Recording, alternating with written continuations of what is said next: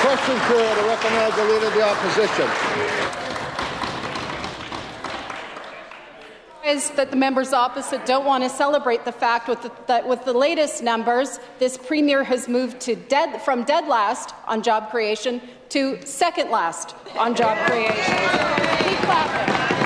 Now, Mr. Speaker, last week we pushed this tired and out-of-touch government to stand up to Danielle Smith and protect the CPP. You'll recall that the Premier couldn't find his feet, and the Finance Minister was, well, she was anything but clear. So will the Finance Minister use her voice today, stand up for Saskatchewan, and say clearly we're all better off with Alberta in the CPP? Recognize the Minister of Trade and Export Development.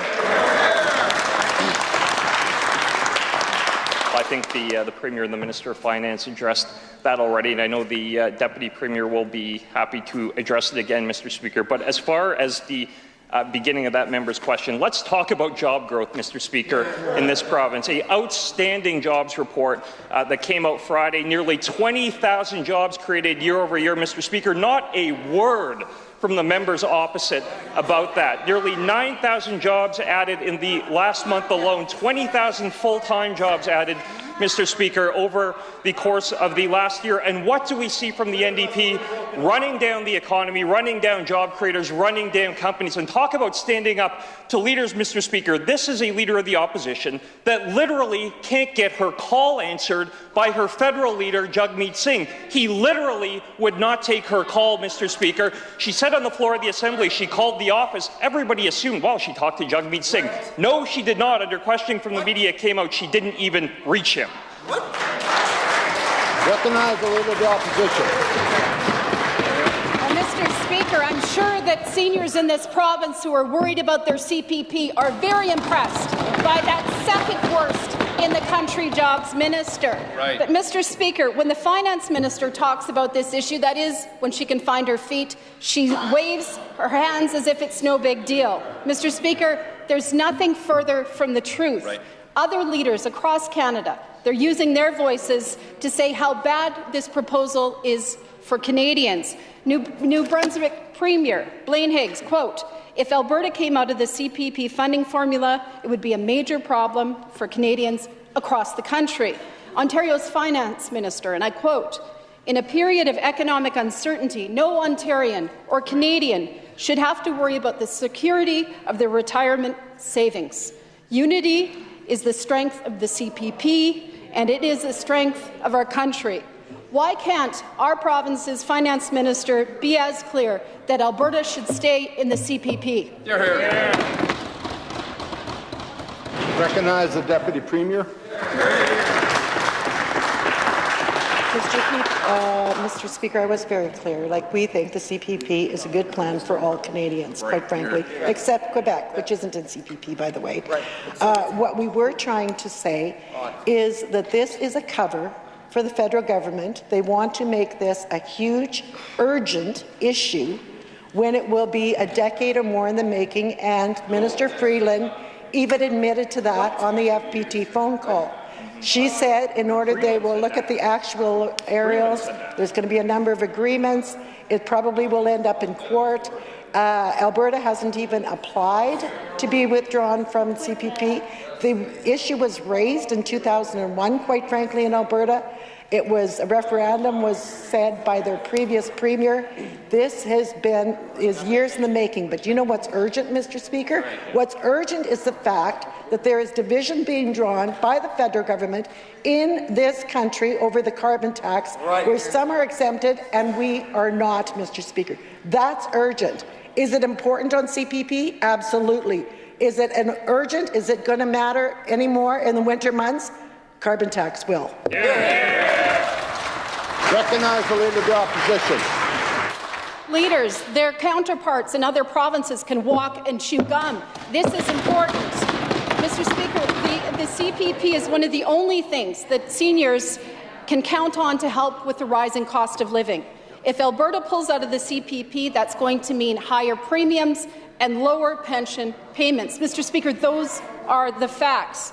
Now, before we put this on the minister's radar last week, Did she do anything at all to raise these concerns with Alberta's Premier, and has she done her homework? Does she know the potential impact to seniors living in Saskatchewan? Recognize the Deputy Premier. Mr. Speaker, I assure the members opposite I've done my homework. I know that this was first raised in 2001. Did she know that? No. I know that there has been a number of analytical studies done on this. Has she read them? I know that this is the previous Premier had called for a referendum. Did that alarm her? Not a bit. I know that this is now going to have a number of steps that Alberta is going to undertake before they even consider applying. But you know what? The federal government needs something to change the dial, to change the attention. And you know who took the bait? You know who took the bait? Those members opposite took the bait immediately. They want to change the dial. What is more pressing and urgent to affordability today, Mr. Speaker, is the carbon tax on heating fuel. Where are they at? Recognize the Leader of the Opposition. That is rich coming from members opposite, given that we just went through an emergency session to distract from their own failures, to take the rights away from vulnerable kids. Now, Mr. Speaker, this tired and out-of-touch government wants to talk about build and protect. But let's remember, they're the ones who brought in a tax on building anything in this province, and they can't even be bothered to protect the CPP. Right. Today, Mr. Speaker, we're joined by folks in the gallery who work in community-based organizations across this country, or across this province, rather, Mr. Speaker, and these are people who actually do build and protect. They provide critical supports for mental health, for addictions, working with people with disabilities, and so much more.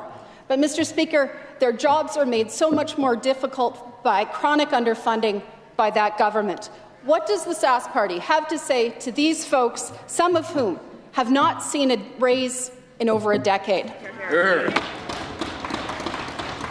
Recognize the Minister of Social Services. Mr. Speaker, of course we appreciate the great work these individuals do right across our province. Mr. Speaker, the government spends roughly $400 million every year in the CBO sector for wages to support the good work that's being done. Contrary to what was quoted by the member opposite, I'm not aware of no wage increases, Mr. Speaker. We've been able to, in the last 5 years, increase the support we give to CBOs by 16%, Mr. Speaker. Now, it's important to know that many CBO workers, some are unionized, some aren't, but they're not government employees. And each CBO is not exclusively funded by government, Mr. Speaker. We have contracts that we have agreements with each CBO in order to be able to procure services for each hour of work that is done, Mr. Speaker. And so we have that in place, and CBOs, they make that work based on what is given to them each contract.